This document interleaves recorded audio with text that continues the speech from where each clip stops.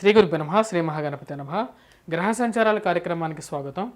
మనం చూసినట్లయితే ఇప్పుడు రాబోతున్నటువంటి సంవత్సరంలో ఫిబ్రవరి 12 ఇప్పుడు రాబోతున్నటువంటి నెలలో ఫిబ్రవరి 12వ తారీఖు నుంచి మార్చి 6వ తారీఖు వరకు కుజుడు శుక్రుడు కలయిక అనేది మనకు మకరంలో జరగబోతుంది అన్నమాట. మకర రాశిలో వచ్చేటప్పటికి శుక్రుడు యొక్క సంచారం అనేది జరుగుతుంది. దాని యొక్క ప్రభావం అనేది ఎలా ఉండబోతుంది అనేది చూద్దాం. మనకు వచ్చేటప్పటికి శుక్రుడు ఎటువంటి గ్రహం వచ్చేటప్పటికి శుక్రుడు యోగ్యాన్ని ఇవ్వగలుగుతాడు. చాలా స్థానాల్లో యోగ్యాన్ని ఇవ్వగలుగుతాడు. షష్టమంలో, పంచమంలో, అలా విధంగా అష్టమంలో ఉన్నా సరే, వ్యయ స్థానంలో ఉన్నా సరే యోగ్యాన్ని ఇవ్వగలుగుతాడు. అదేవిధంగా సప్తమంలో అంటే అనుకూలమైనటువంటి ఫలితాన్ని ఇవ్వడం అన్నమాట. చాలా స్థానాల్లో శుక్రుడు మన యొక్క గోచర రీత్యా సంచారం చేస్తున్నప్పుడు అనుకూలమైనటువంటి ఫలితాన్ని ఎక్కువగా ఇస్తూ ఉంటాడు. ధనస్థానంలో కానీ జన్మరాశిలో సంచారం చేస్తున్నప్పుడు సఖ్యతని, సౌఖ్యాన్ని ఇవ్వగలుగుతాడు. స్త్రీ సంబంధితమైనటువంటి వ్యవహారాల్లో, అలాగే ధన సంబంధితమైన వ్యవహారాల్లో అనుకూలించేటువంటి ఒకానొక గ్రహం వచ్చేటప్పటికి శుక్రుడు మంచి అనుకూలమైనటువంటి ఫలితాలు ఇచ్చినప్పుడు జీవితంలో చాలామంది ఉన్నతమైనటువంటి స్థానానికి ఫాస్ట్ గ్రోత్ అనేది కూడా రావటం అనేది జరుగుతుంది. అదేవిధంగా కుజుడు జాతకరీత్యా వచ్చేటప్పటికి రాజకీయంగా కూడా బలమైనటువంటి శక్తి అన్నమాట. అంటే రియల్ ఎస్టేట్లో పనిచేస్తున్నటువంటి వారికి కుజుడు యొక్క బలం అనేది చాలా ముఖ్యం అన్నమాట.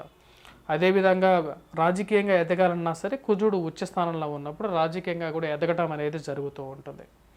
ఇప్పుడు మనం చూసినట్లయితే శుక్రుడు కుజుడు యొక్క కలయిక అనేది జరుగుతున్నది, మకరంలో జరుగుతున్నది అన్నమాట. ఫిబ్రవరి 12వ తారీఖు నుంచి మార్చి 6వ తారీఖు వరకు రెండు గ్రహాలు కలవబోతున్నాయి. ఎలాగైతే శని రవి కలవబోతున్నారో శని కూడా వచ్చేటప్పటికి మనకు రవితో కలవబోతున్నాడు. శని రవి కలిసి ఉంటారన్నమాట.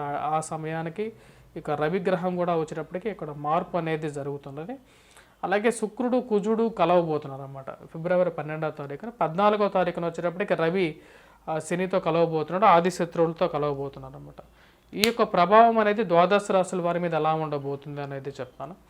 ఇప్పుడు రాబోతున్నటువంటి ఫిబ్రవరి మంత్లో కూడా దీని యొక్క ఇన్ఫ్లుయెన్స్ అనేది ఉంది.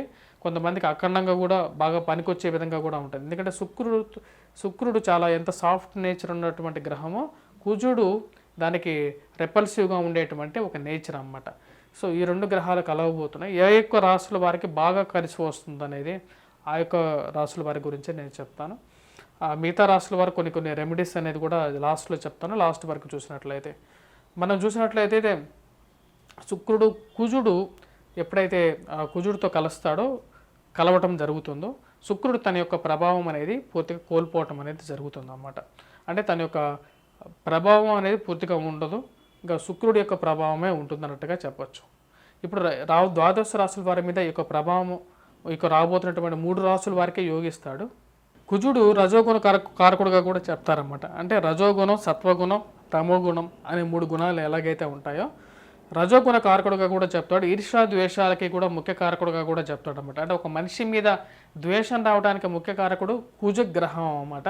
కుజుడు ఉచ్చ స్థానంలో ఉన్నప్పుడు ఏంటంటే రాజకీయ అనుకూలత, రాజకీయాన్ని ఇవ్వగలుగుతాడు, ల్యాండ్లు బాగా కలిసి వచ్చే విధంగా ఉంటుంది. అదేవిధంగా శుక్రుడు అనుకూలతంగా ఉన్నప్పుడు జీవితంలో ఫాస్ట్గా ఎదగటం అనేది కూడా జరుగుతుంది అన్నమాట. ఈ రెండిటికి పరస్పర విరుద్ధంగా చెప్తారు. శుక్రుడు వివాహకారకుడుగా ఉంటాడు. అలాగే కుజుడు వచ్చేటప్పటికి అన్య పురుషుడితో, అన్య స్త్రీతో కూడా సత్సంబంధాలు ఏర్పరచుకోవటానికి, వారితో కలవటానికి కారకుడుగా కూడా కుజుడిని చూపించడం అనేది మన జ్యోతిష్యరీత్యా కూడా జరుగుతూ ఉంటుంది అన్నమాట. ఇప్పుడు ఈ యొక్క 2 గ్రహాలు ఎప్పుడైతే కలవబోతున్నాయో వాటి యొక్క ప్రభావం అనేది ద్వాదశ రాశుల వారిలో కొన్ని రాశుల వారికి బాగా కలిసి వస్తుంది.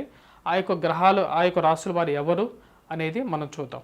కుజుడు శుక్రుడు కలయిక అనేది మనకు జరుగుతున్నటువంటి 3వ రాశి ఎవరు బాగా అనుకూలంగా ఉంటుందంటే వృశ్చిక రాశి వారు.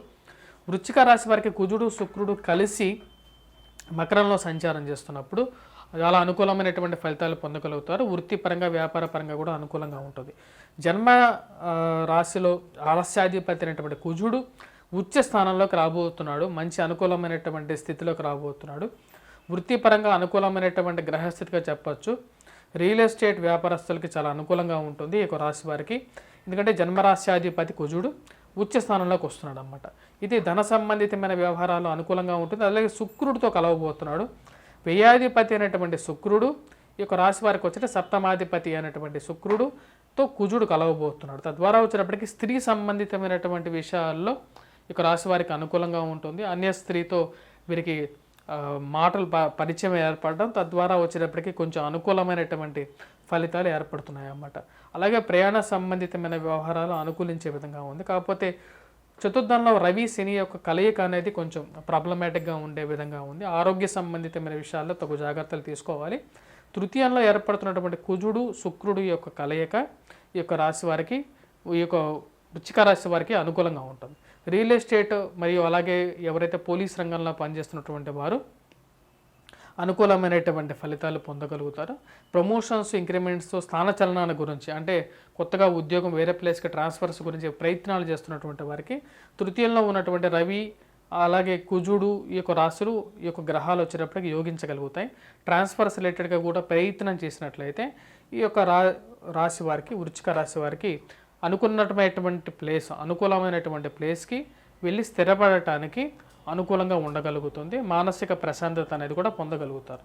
ఈ యొక్క దినాల్లో ఫిబ్రవరి 12 నుంచి మార్చి 6 వరకు కుజుడు శుక్రుడు కలయిక అనేది ఈ యొక్క రాశి వారికి యోగ్యాన్ని ఇవ్వగలుగుతుంది.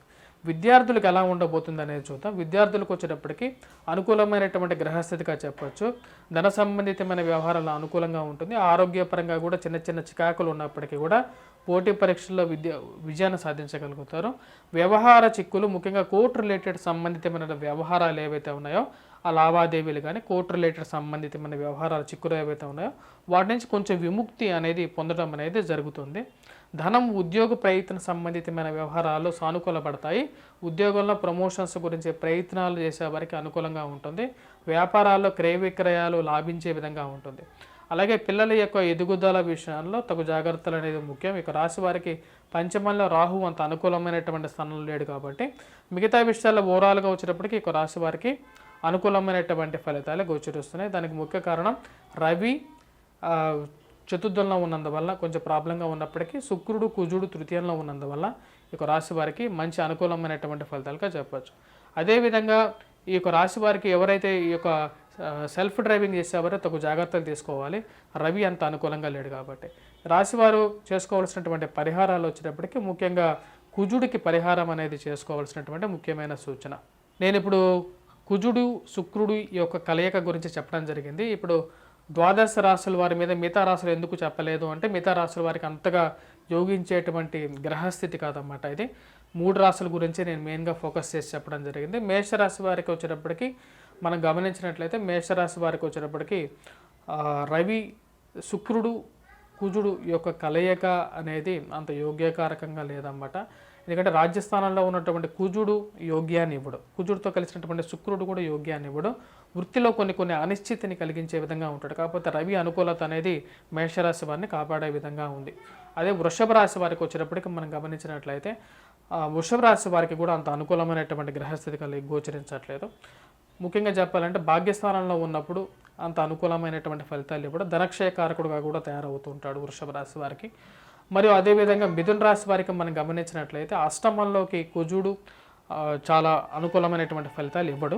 ముఖ్యంగా వైవాహిక జీవితంలో మనస్పర్ధలు కలిగించే విధంగా ఉంటాడు కాబట్టి తగు జాగ్రత్తలు అనేవి తీసుకోవాలి. అలాగే ధనక్షయ కారకుడుగా కూడా తయారవుతాడు. ఎందుకంటే కుజుడు యొక్క దృష్టి ధనస్థానం మీద ఉంటుంది. అలాగే చతుర్థ దృష్టి కూడా కలిగి ఉంటాడు కాబట్టి అనుకూలంగా ఉండదు. మిథున రాశి వారికి సెల్ఫ్ డ్రైవింగ్లో కూడా తగు జాగ్రత్తలు అనేవి, ఆరోగ్యపరంగా కూడా జాగ్రత్తలు అనేవి ఈ యొక్క రాశి వారికి జాగ్రత్త అనేది అవసరం. అదేవిధంగా తదుపరి రాశి మనం గమనించినట్లయితే మిథున రాశి వారితో పాటు తదుపరి రాశి అయినటువంటిది కర్కాటక రాశి వారికి అష్టమంలోకి రవి శని, అలాగే సప్తమంలోకి వచ్చేటప్పటికి శుక్రుడు కుజుడు ఇద్దరు అంత అనుకూలమైనటువంటి స్థానంలో లేరు. సో ఈ యొక్క రాశి వారికి కూడా అనుకూలంగా లేదన్నమాట. అందుకనే చెప్పలేదు వారి గురించి కూడా. అదేవిధంగా తదుపరి వచ్చి సింహరాశి వారికి అనుకూలంగా ఉంది. అష్టమంలోకి కుజుడు శుక్రుడు ఇద్దరు యోగకారకమైనటువంటి గ్రహాలుగా చెప్తారన్నమాట. తదుపరి వచ్చేటప్పటికి మనం చూసినట్లయితే కన్యారాశి వారికి పంచమంలో కుజుడు శుక్రుడు యోగకారకమైనటువంటి స్థితిలో లేరు. పంచమంలో కుజుడు ఉన్నప్పుడు పుత్రక్షయకారకుడుగా తయారవుతాడు, ధనాన్ని ఎక్కువగా ఖర్చు పెట్టే విధంగా ఉంటాడు కాబట్టి ఈ యొక్క పరిస్థితి కూడా అంత అనుకూలించే విధంగా గోచరించట్లేదు కాబట్టి చెప్పలేదు. అదేవిధంగా తదుపరి వచ్చేటప్పటికి తులారాశి వారికి చతుర్థంలో ఉన్నటువంటి కుజుడు అంత యోగ్యాన్ని ఇవ్వడం, శుక్రుడు కూడా కలిసినప్పటికీ కూడా కుజుడు యోగ్యాన్ని ఇవ్వడు కాబట్టి పాపగ్రహంతో కలిసినటువంటి శుక్రుడు కూడా తన యొక్క అస్తిత్వాన్ని కోల్పోవటం అనేది జరుగుతుంటుంది. తదుపరి అందుకనే వాళ్ళ గురించి కూడా చెప్పలేదు. సెల్ఫ్ డ్రైవింగ్లో కూడా చాలా జాగ్రత్తగా ఉండాలి. గృహవాహన కొనుగోలు సంబంధితమైన విషయాల్లో కూడా డాక్యుమెంట్స్ కొనేటప్పుడు జాగ్రత్తగా ఉండాలన్నమాట. తదుపరి వృశ్చిక రాశి వారికి అనుకూలంగా ఉంటుంది కాబట్టి వృశ్చిక రాశికి జన్మరాశి అధిపతి ఉచ్చ స్థానంలో ఉన్నాడు కాబట్టి దాని గురించి చెప్పడం జరిగింది అన్నమాట. తదుపరి రాశి అనేటువంటిది ధనస్సు రాశి వారికి అనుకూలంగా ఉండదు. ధనస్థానంలో ఉన్నటువంటి కుజుడు వల్ల శుక్రుడి వల్ల వచ్చేటప్పటికి ధనం అనేది రావటం ఖర్చు అవ్వటం రెండూ జరుగుతూ ఉంటాయి కాబట్టి ధనస్సు రాశి వారి గురించి ఎక్కువగా నేను చెప్పలేదు. తదుపరి మనం చూసినట్లయితే మకర రాశి వారికి కూడా అంత అనుకూలమైనటువంటి పరిస్థితిగా గోచరించట్లేదు. జన్మరాశిలో కుజుడు శుక్రుడు యొక్క సంచారం అనేది యోగించట్లేదు కాబట్టి చెప్పలేదు అన్నమాట. అలాగే తదుపరి మనం చూసినట్లయితే లాస్ట్ వన్ వచ్చేటప్పటికి మీనరాశి. మీనరాశి వారికి కుంభరాశి వారికి వచ్చేటప్పటికి వ్యయ స్థానంలో ఉన్నటువంటి కుజుడు శుక్రుడు యోగకారకుడే, కాకపోతే కుజుడితో కలిసినటువంటి శుక్రుడు యోగ్యాన్ని ఇవ్వట్లేదు కాబట్టి దాని గురించి కూడా నేను క్లియర్గా మీకు చెప్పలేదు. ఎందుకంటే అనుకూలమైనటువంటి గ్రహస్థితి కాదు, డబ్బు ఎక్కువ ఖర్చు అయ్యే విధంగా ఉంటుంది, ఆరోగ్య సమస్యలను కూడా క్రియేట్ చేయగలుగుతాడు. అదిగాక జన్మరాశిలో శని రవి సంచారం అనేది కూడా యోగ్యాన్ని ఇవ్వట్లేదు రాబోతున్నటువంటి పీరియడ్. మీనరాశి ఫైనల్గా వచ్చేటప్పటికి వీరికి లాభస్థానంలో ఉన్నటువంటి కుజుడు శుక్రుడు యోగ్యాన్ని ఇస్తాడు కాబట్టి దాని గురించి చెప్పడం జరిగింది. ద్వాదశ రాశుల్లో మిగతా రాశుల వారు ఎవరైతే ఉన్నారో వారు వచ్చేటప్పటికి ముఖ్యంగా కుజగ్రహ కవచాన్ని పఠించడం, సింధూరాన్ని ధరించి అలాగే హనుమాన్ చాలీసా పఠించినట్లయితే అనుకూలమైనటువంటి ఫలితాలు పొందగలుగుతారు. Please do subscribe and share.